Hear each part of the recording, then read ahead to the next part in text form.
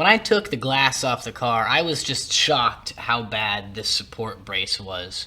It has crumbled away into absolutely nothing, and all my attempts to get the bolts out, or actually they're screws in this case, they've all failed. So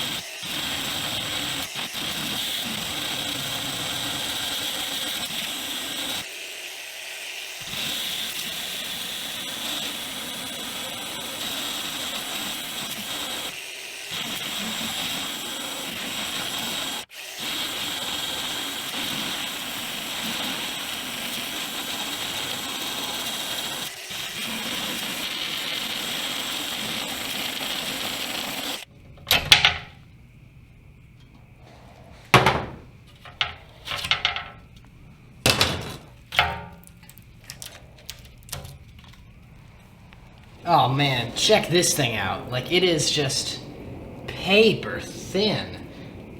I'm so surprised this happened. Like, did the water get in from just like the ambient climate inside of this car?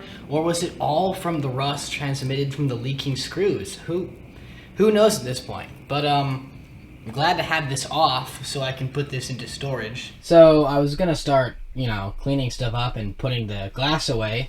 But of course, average shed inhabitant.